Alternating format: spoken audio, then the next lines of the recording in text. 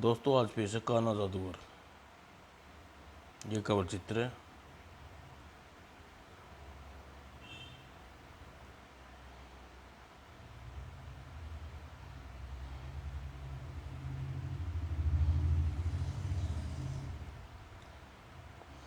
आज चंद्रनगर दुल्हन की तरह सजाया जा रहा था। जिसे देखो चंद्रनगर की तरफ भागा चला जा रहा था। चंद्रनगर के राजा चंद्रभान के यहाँ एक सुंदर कन्या का जन्म लिया था और राजमहल में चंद्रलोक में राजा चंद्रभान के सभी नागरिकों के भोज के लिए सम्मानित किया गया था।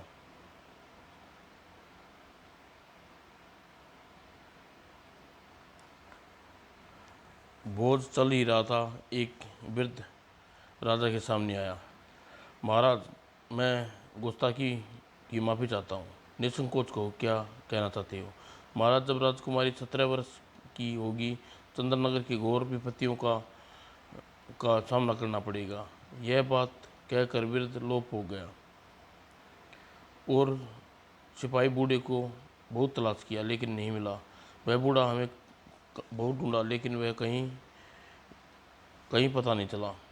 महाराज चिंता में डूबकर महल में टहलने लगे। तब, आप इतना परेशान क्यों हो रही हैं स्वामी? हो सकता है वृद्ध कोई सिरफिरा हो।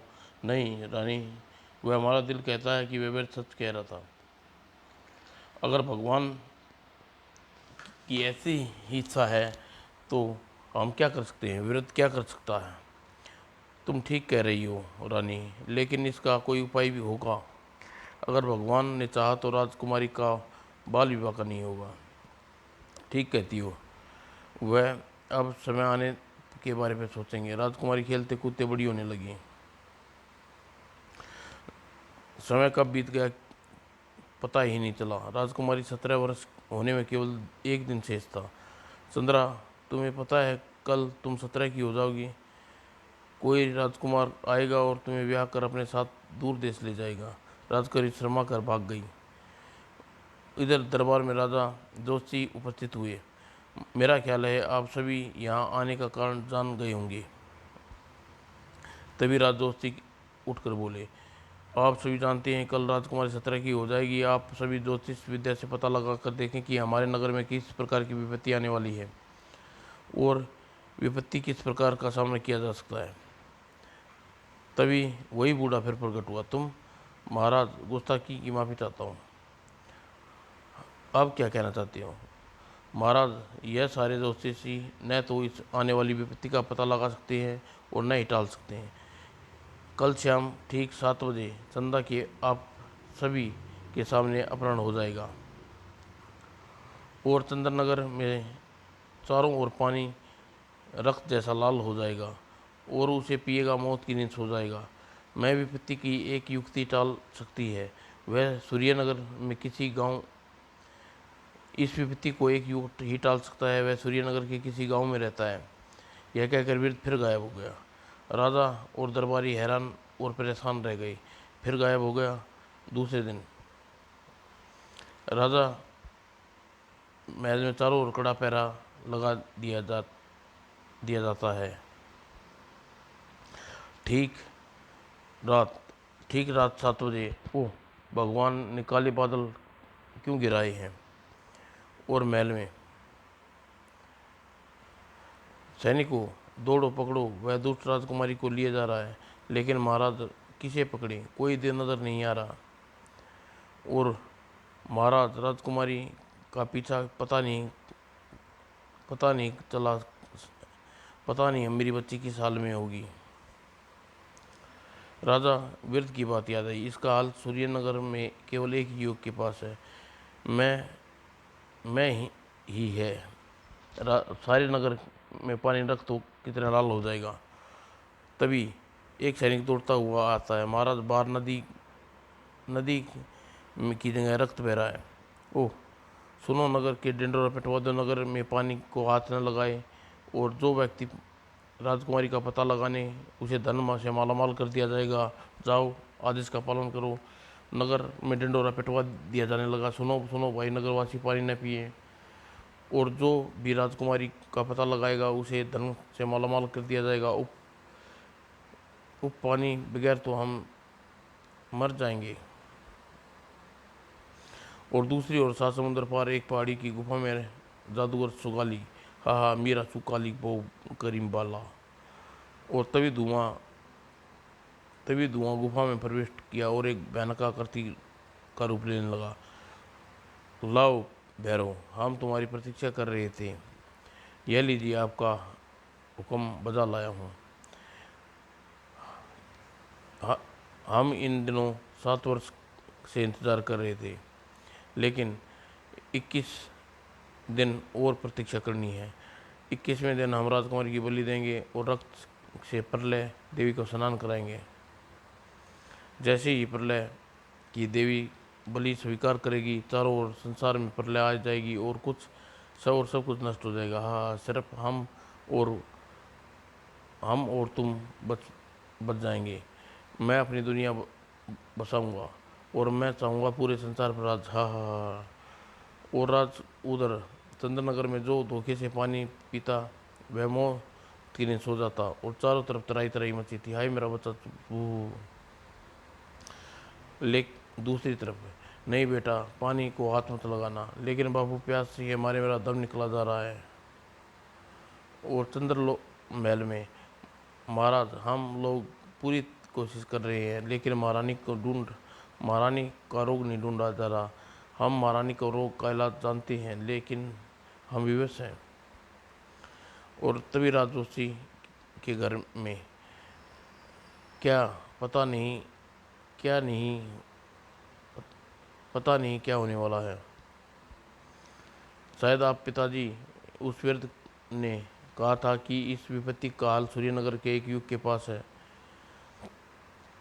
हाँ बेटा याद है, लेकिन तुम कहना क्या चाहती है? पिताजी, मैं युग की खोज में सूर्यनगर जाना चाहता हूँ।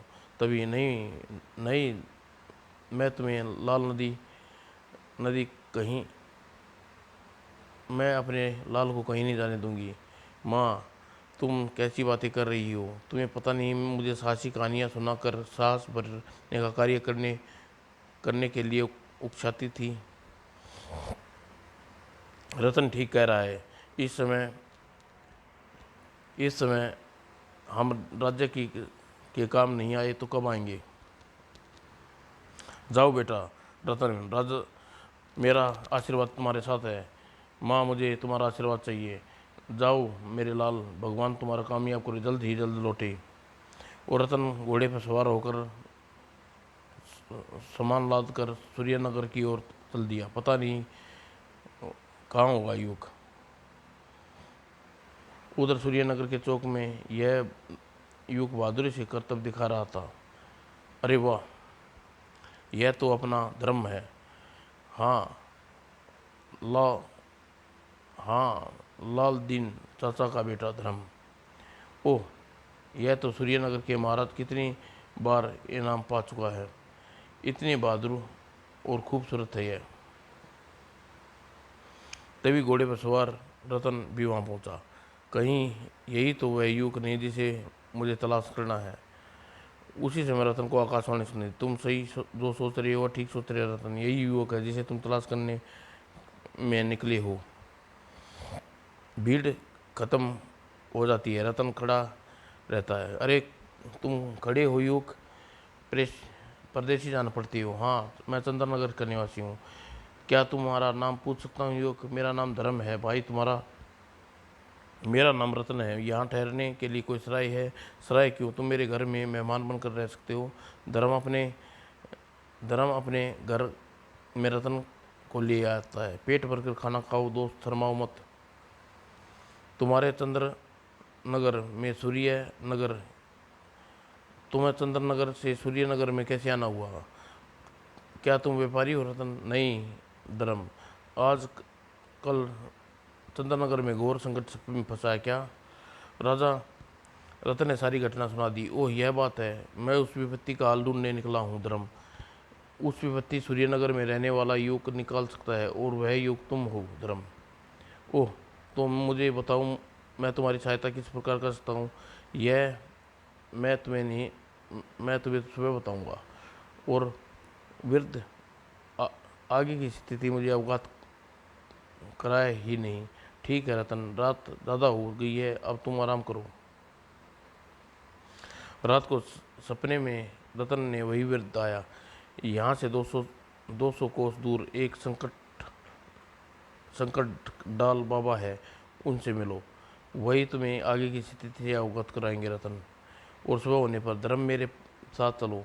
यहाँ से 200 कोस दूर एक जंगल में रहने वाला संकट डाल बाबा से मिलना है। ठीक है दोस्त, मैं तैयार होकर आता हूँ।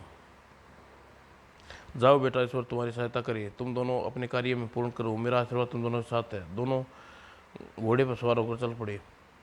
वो दोनों चलते चलते बहुत दूर आ गए।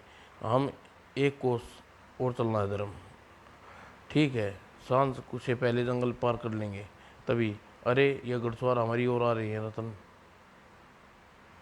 नद दिखाने पर, अरे यह तो काली डाकू है, मुझे बहुत दिनों से इसकी तलाश थी। काली डाकू? अपना समान आमना सामना हुआ। आओ काली, मुझे तुम्हारी तलाश थी। धर्म, काली एक छलावा है जो पल में आता है और सब कुछ लूट कर हवा की तरह गायब हो जाता है। काली को तू क्या तलाश करेगा? मुझे मुझे तुझे तलाश मैंने तुझे तलाश कर लिया है। तू अंतिम बार सांस लेगा काली। और दोनों की तलवारें म्यान से बाहर आ गईं और रतन की तलवार निकालकर मैदान में कूद पड़ा। एक भी डाकू बचकर नहीं जा पाएगा। और काफ़ी देर तक लड़ाई चली। अंत में पापियों का अंत होता है रतन। हाँ, अब चले। हाँ, आओ अपनी मंजिल की ओर पहुँचे। दोनों आगे बढ़े। और इधर आ, मैं कहा हूँ। तभी अठासा गूंजा और भैरव वहाँ प्रकट हो गया। तुम मेरे आका की कैद में हो। कौन हो तुम? मुझे यहाँ क्यों उठा कर लाए? हा हा हा। आज से ठीक तीसरे दिन आका तेरी बलि देंगे और पूरे संसार का सम्राट बनेंगे। भैरव वहाँ से चल जाता है। चंदना रो पड़ती है। हे ईश्वर, क्या मैं करूँ? निकलूँ? कैसे निकलूँ इस शैतान के शिकंजे से? काफ़ी लंबा सफ़र करने के बाद कारण दोनों थककर घोड़े से गिर पड़े और बेहोश हो जाते हैं। आह, उनकी आंखें खुलती है तो खुद को एक अजनबी जगह पाते हैं। अरे, हम यहाँ कैसे आ गए? और तभी, घबराओ नहीं बच्चों, तुम सही जगह पर पहुँचे हो। हम तुम्हारी ही प्रतीक्षा कर रहे थे। ओह, आप संकट टाल बाबा है। मुझे ठीक पहचाना पुत्र। तुम दोनों यहाँ से कुछ दूर बेहोश पड़े थे। मैंने तुम्हें उठाकर यहाँ लिया। अब तुम दोनों थोड़ी देर आराम करो, फिर आगे जाने की तैयारी करना। नहीं बाबा, हमें आराम नहीं करेंगे। आप बताइए कहाँ जाना है। तो सुनो, जादूगर सुगाली राजकुमारी चंदा को अपहरण कर लिया है। जादूगर सुगाली? हाँ, वह जादूगर राजकुमारी को बलि देकर उसके रक्त पर देवी के स्नान कराएगा, मगर ऐसा नहीं हुआ। ऐसा हुआ तो सारी पृथ्वी पर प्रलय आ जाएगी और सब कुछ नष्ट हो जाएगा। लेकिन बाबा, मैं ऐसा कदापि नहीं होने दूंगा। ऐसा होगा भी नहीं चाहिए पुत्र धर्म। तुम यदि यह प्रलय को रोक सकते हो तो मुझे बताओ बाबा, मुझे क्या करना है? हम जादूगर सुगाली से राजकुमारी की बलि नहीं चलाने देंगे बाबा। 21वें दिन पूरे होने पर अब 2 दिन शेष बचे हैं। हम अभी जाते हैं और उस शैतान की गर्दन काट कर लाते हैं। ऐसे नहीं बच्चों, वह 7 समुद्र पार काली गुफा में जाप कर रहा है और वह बहुत सी शक्तियों का मालिक है। तुम अपने दिमाग और शस्त्र का प्रयोग करना होगा। लो धर्म, यह अंगूठी पहन लो। बस इसे रगड़ने से तुम अदृश्य हो जाओगे और उड़ भी सकते हो। और यह तलवार जिसे भी तुम किसी भी शस्त्र का सामना कर सकते हो। अब तुम दोनों यहाँ से पश्चिम दिशा की ओर जाओ 100 कोस दूर, और वहाँ तुम्हें एक पेड़ मिलेगा जिसके केवल एक ही फल लगा होगा। उसी फल पर जादूगर सुगाली के प्राण कैद है। और को देकर उस फल को तुम सुगाली पर देकर मारोगे तो वह मर जाएगा। और जिसकी उसकी गुफा में प्रवेश करने के लिए 7 तिलस्म द्वार है, लेकिन तुम उसी द्वार से प्रवेश करना जिसमें शेर का पहरा दे रहा हो। अब तुम दोनों कूच की तैयारी करो, मेरा अंतिम आशीर्वाद तुम्हारे साथ है। और बारह का धर्म ने अंगूठी रगड़ी और हवा में आकाश में की ओर उड़ गए। दोनों सचमुच आकाश की ऊंचाइयों में थे। रतन, अब जल्दी से पेड़ की तलाश करनी है। अरे वह देखो, नीचे एक पेड़ नजर आ रहा है। दोनों उतर आए। बाबा ने ठीक कहा था, इसी पर एक फल लगा हुआ है। चलो जल्दी आगे बढ़ो और यह फल तोड़ लेते हैं। और जैसे ही ये आगे बढ़े, उन्होंने फल को छुआ, तेज आंधी चलने लगी। ओह आंधी आंधी, ओह तेज आंधी! रतन को दूर उड़ा जा कर गिरा। रतन संभल कर अपने आप को धर्म आगे बढ़ा और वह फल तोड़ लेता है। उप बड़ी शक्ति लगानी पड़ी मुझे। और फल टूटते आंधी थम जाती है। अरे यह क्या! फल टूटते ही आंधी थम गई। लगता है यह जादूगर ने इसकी तलस्मी आंधी चलाई थी। दोनों आकाश में उड़ चले। अब हमें जल्दी ही गुफा के द्वार पर पहुंचना है। और काफ़ी देर उड़ते रहने के पश्चात तो लगता है सुबह होने वाली है। ओह धर्म, अब हमारे पास एक दिन शेष रह गया है। और फिर वो सामने पहाड़ी गुफा नजर आ रही है। धर्म, लगता है यही गुफा है जिसकी जमीन तलाश है। हमें नीचे उतरना चाहिए। दोनों नीचे उतर गए। गुफा में प्रवेश होती है। अब हमें तिलस्मी शेर वाली गुफा को ढूंढना है। अचानक ही दोनों तिलस्मी शेरों वाली गुफा से दूर के आगे पहुंचे। तभी दोनों पर शेरों ने हमला कर दिया। ओ बचो! और रतन बुरी तरह घायल कर दिया। और धर्म ने अपनी तलवार लेकर आगे बढ़ा और शेर पर वार करने लगा और उसकी शेर की गर्दन धड़ से अलग कर देता है। वो धर्म ने तलवार दूसरे शेर के भी काम तमाम कर देती है। रियल दुष्ट, मरचक दुष्ट! धर्म दौड़ते ही घायल रतन के पास पहुंचा। तुम काफ़ी जख्मी हो गए हो। तुम मेरी चिंता मत करो, जाओ राजकुमारी की रक्षा करो। लेकिन तुम इस हालत में कहो ना, मेरी चिंता मत करो। मेरे प्राण अधिक कीमती चंद्र नगर की प्रजा की राजकुमारी के प्राण हैं। जल्दी करो धर्म, यह शगुन का जाप यदि पूर्ण हो गया तो अनर्थ हो जाएगा। इतना कहकर रतन ने प्राण त्याग दिए। धर्म भागकर गुफा में प्रवेश किया। सुगालू, मैं आ रहा हूँ तेरी मौत बनकर। और अंदर पहुंचा तो उसका सामना देते भैरव से हो जाता है। हा हा शिकार, हा हा, आज उठ, अब तू भी अंतिम सांस ले ले। जैसे धर्म आगे बढ़ता है, दैत्य भैरव की ठोकर मारकर उसे दूर उछाल देता है। गुफा के पत्थरों पर दीवार पर टकराता है। वो तभी धर्म को संकट बाबा की दी तलवार का ख्याल आता है और तलवार निकाल कर वह आगे बढ़ता है। दोस्त ठहर जा, एक बार में ही दैत्य की दोनों टांगें काट देता है। वो धर्म दैत्य की दूसरी टांग भी काट देता है और फिर दैत्य की गर्दन उड़ा देता है। और दुष्ट ठहर जा दोस्त। और सुगालू अपना जाप पूरा कर चुका था। तलवार राजकुमारी की बलि देने को तैयार जा रहा था कि कौन है जिसने हमारे कार्य में विघ्न डाला। मैं दोस्त तेरी मौत बनकर आया हूँ। दोस्त सुगालू बच। धर्म ने वार करता है। मुकाबला कहाँ था?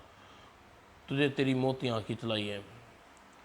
नहीं दोस्त, तेरी मौत मुझे यहाँ खींच लाई है। ओह, इसके सामने मेरी एक शक्ति क्षीण होती जा रही है। और जादूगर अदृश्य हो जाता है। वो कहाँ गायब हो गया। तभी कान में आवाज़ आती है, सुगालू तेरे सामने खड़ा है उसे उस फल को खींच कर मार। धर्म को फल का ख्याल आता है। वह फल के सामने फेंक कर मारता है और अगले फल पर टकराने से और जादूगर मरते ही तिलस्मी गुफा गायब हो जाती है। अरे यह सब कहाँ गायब हो गए। और धर्म बेहोश राजकुमारी को होश में लाता है। मैं कहाँ हूँ? जादूगर मारा गया है राजकुमारी। तभी वहाँ पर वृद्ध प्रकट होता है। बाबा आप कौन हैं? मैं इस दुष्ट जादूगर का पिता हूँ। इसने मुझे एक रात नींद में मेरी हत्या करके जादुई शक्तियाँ छीन ली और मेरी आत्मा भटक रही थी। आज मेरी आत्मा को शांति मिल गई धर्म। यह कहकर वह वृद्ध गायब हो गया। चलो राजकुमारी चंद्रनगर की ओर लौट चलते हैं। हाँ हाँ हाँ लौट चलो, मुझे अपने पिताजी को याद आ रही है। और महल में पहुंचकर पिताजी, ओह हमारी चंद्रा बेटी। दोनों चंद्रनगर की ओर उड़ चले। आह आज हम बहुत खुश हैं, योग तुम्हारे कारण आज हमारी बच्ची मिल गई। महाराज इस कार्य में पूर्ण करने के लिए रतन ने अपने प्राण गवा दिए हैं। तभी राजा जोशी वहाँ आते हैं। मुझे खुशी है कि तुम मेरे पुत्र के रतन का नाम अमर हो गया। ओह राज जोशी, आज हम अपने नगर का नाम बदल कर रतन नगर रख रहे हैं और प्रजा खुशी से जय घोष करती है। रतन अमर रहे, महाराज अमर रहे, महारानी महाराज की जय हो। और महाराज खुश होकर धर्म के साथ चंदा का विवाह कर देते हैं। मुझे कितना सुंदर और बहादुर पति मिला है। और कुछ दिन पश्चात राजा अपना राजपाट धर्म को सौंप कर रानी के साथ तीर्थ की यात्रा पर चले जाते हैं। समाप्त दोस्तों।